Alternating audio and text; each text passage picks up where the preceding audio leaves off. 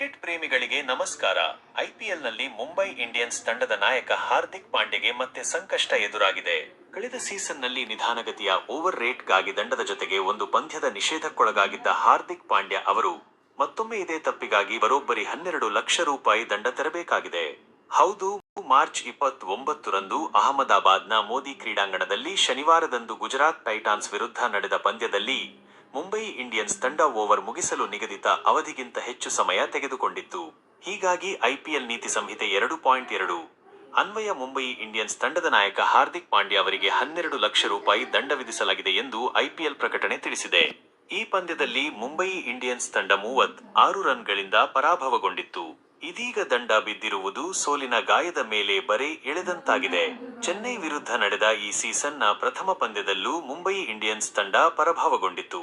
ಹೀಗೆ ಈ ಸೀಸನ್ನಲ್ಲಿ ಆಡಿರುವ ಮೊದಲ 2 ಪಂದ್ಯಗಳನ್ನು ಮುಂಬೈ ತಂಡ ಸೋತಂತಾಗಿದೆ. ಇನ್ನು ಕಳೆದ ಸೀಸನ್ನಲ್ಲೂ ಸ್ಲೋ ಓವರ್ ರೇಟ್ನ ತಪ್ಪಿಗಾಗಿ ಮುಂಬೈ ಇಂಡಿಯನ್ಸ್ ತಂಡ ದಂಡ ತೆತ್ತಿತ್ತು. ಜೊತೆಗೆ ತಂಡದ ನಾಯಕನಿಗೆ ಒಂದು ಪಂದ್ಯ ನಿಷೇಧ ಇದ್ದಿದ್ದುದರಿಂದ ಈ ಬಾರಿಯ ಪ್ರಥಮ ಪಂದ್ಯದಿಂದ ಹೊರಗುಳಿಯಬೇಕಾಯಿತು. ಚೆನ್ನೈನಲ್ಲಿ ನಡೆದ ಪ್ರಥಮ ಪಂದ್ಯದಲ್ಲಿ ಸೂರ್ಯಕುಮಾರ್ ಯಾದವ್ ಅವರು ನಾಯಕತ್ವ ವಹಿಸಿದ್ದರು.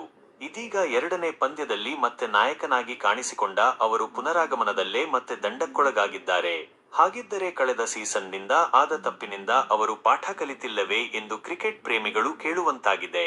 ಮುಂಬೈ ಇಂಡಿಯನ್ಸ್ನಲ್ಲಿದ್ದ ಹಾರ್ದಿಕ್ ಪಾಂಡ್ಯ 2022ರಲ್ಲಿ ಗುಜರಾತ್ ಟೈಟಾನ್ಸ್ ತಂಡ ಹೊಸದಾಗಿ ಪ್ರಾರಂಭವಾದಾಗ ಹಾರ್ದಿಕ್ ಪಾಂಡ್ಯ ಅವರು ನಾಯಕರಾದರು. ಆ ವರ್ಷ ಟ್ರೋಫಿಯನ್ನು ಗೆದ್ದರು. 2024ರಲ್ಲಿ ಮುಂಬೈ ಇಂಡಿಯನ್ಸ್ ಮತ್ತೆ ಅವರನ್ನು ಕರೆಸಿಕೊಂಡು ನಾಯಕನ ಪಟ್ಟ ಕಟ್ಟಿತು. ಈ ವೇಳೆ ಮಾಜಿ ನಾಯಕ ರೋಹಿತ್ ಶರ್ಮಾ ಮತ್ತು ಹಾರ್ದಿಕ್ ಪಾಂಡ್ಯ ನಡುವೆ ವೈಮನಸ್ಯ ಉಂಟಾಗಿತ್ತು. ಡ್ರೆಸ್ಸಿಂಗ್ ರೂಮ್ನಲ್ಲಿ ಎದ್ದ ಅಸಮಾಧಾನದ ಹೊಗೆ ಮೈದಾನದಲ್ಲೂ ಕಾಣಿಸಿಕೊಂಡಿದ್ದರಿಂದ ತಂಡದ ಪ್ರದರ್ಶನ ಪತಾಳಕ್ಕೆ ಕುಸಿಯಿತು.